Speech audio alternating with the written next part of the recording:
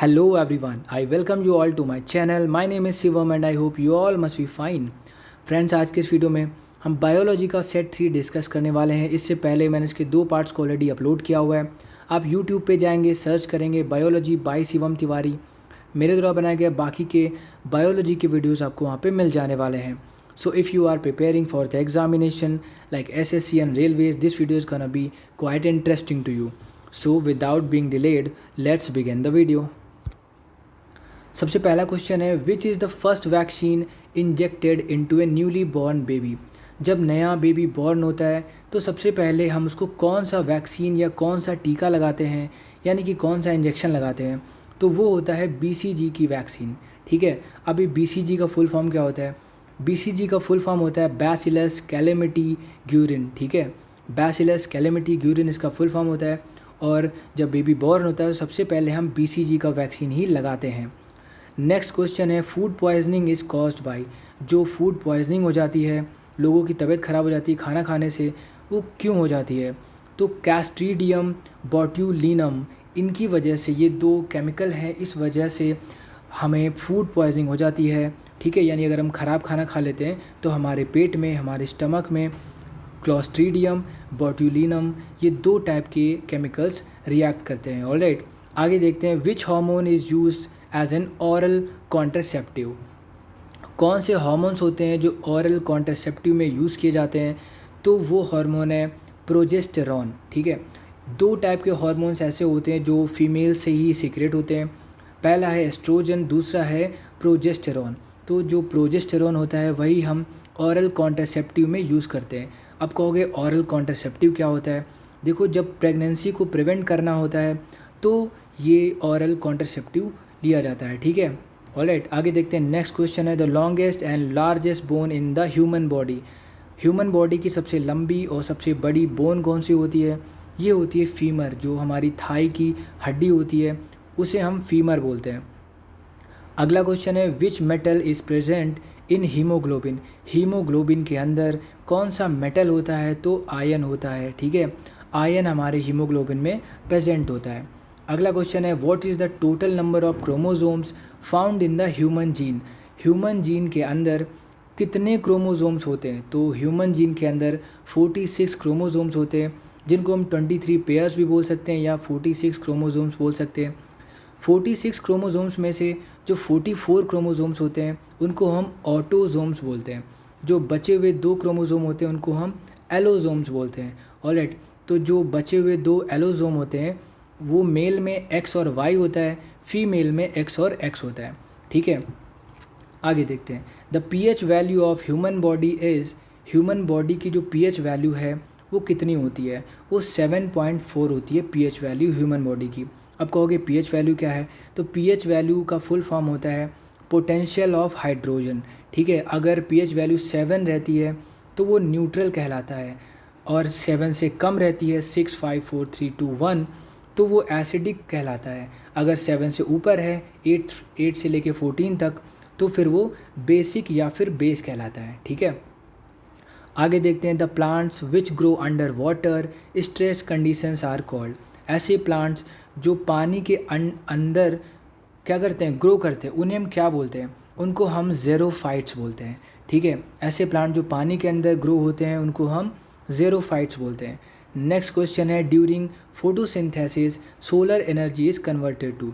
देखो, फोटोसिंथेसिस होता क्या है?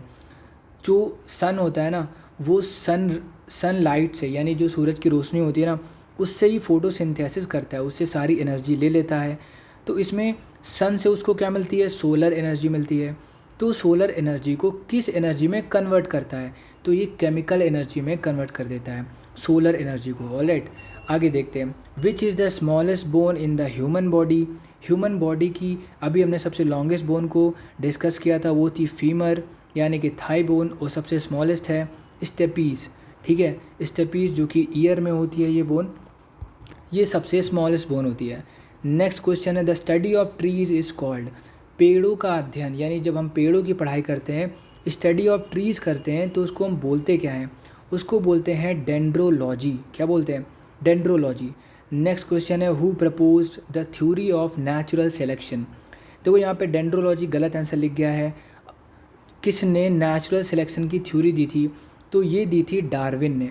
डार्विन ने नेचुरल सिलेक्शन की थ्योरी दी थी। इन्होंने क्या कहा था? देखो, उन्होंने दो टाइप के जिराफ बताया कि एक छोटी गर्दन वाला जिराफ होता है, एक बड़ी गर्दन वाला जिराफ होता है।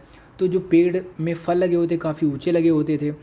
तो इसमें से जो बड़ी गर्दन वाला जिराफ था वो अपनी गर्दन ऊंची करके उस फल को खा लेता था। जो छोटी गर्दन वाले थे वो उस फल तक पहुंच ही नहीं पाए।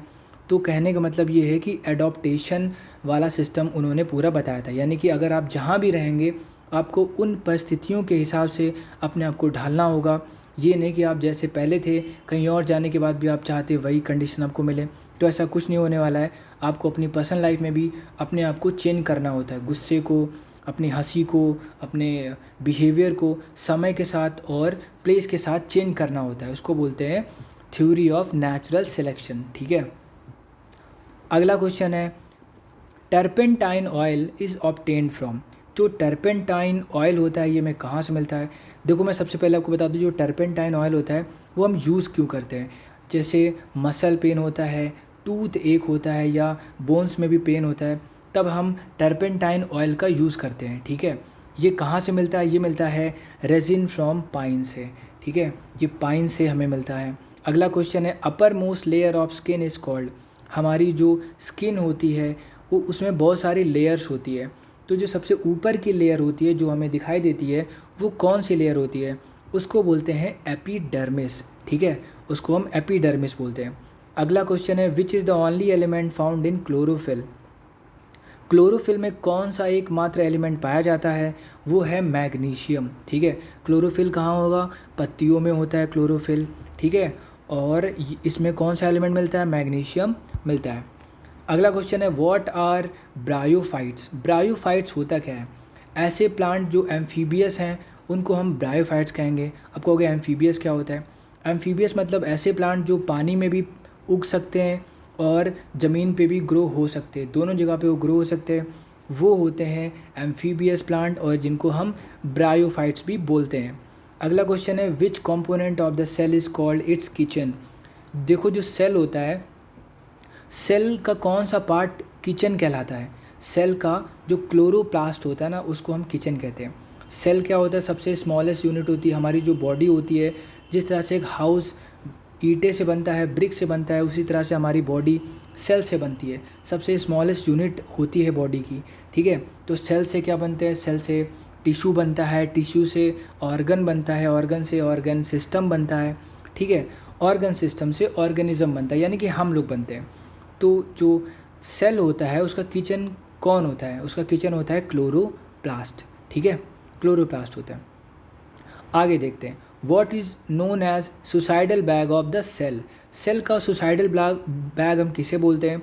वो भी हम क्लोरोप्लास्ट को बोलते हैं। ठीक है, तो किचन को भी बोलते हैं क्लोरोप्लास्ट और suicidal bag of the cell को भी क्लोरोप्लास्ट बोलते हैं। ठीक है, आगे देखते हैं what is systolic and diastolic pressure in healthy man. अगर कोई हेल्दी पर्सन है, उसको कोई प्रॉब्लम नहीं है, तो उसमें सिस्टोलिक क्या होता है, डायस्टोलिक क्या होता है? ये एक्चुअली में एक प्रकार का ब्लड प्रेशर होता है।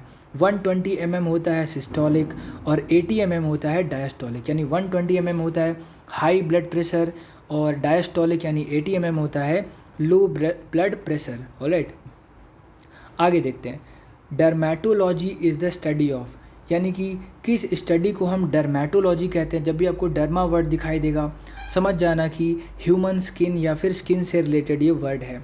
तो डर्मेटोलॉजी का मतलब होता है ह्यूमन स्किन की स्टडी करना। Alright, so this is the end of the video. Thank you so much for watching this. Please like the video and subscribe to channel. Thank you so much.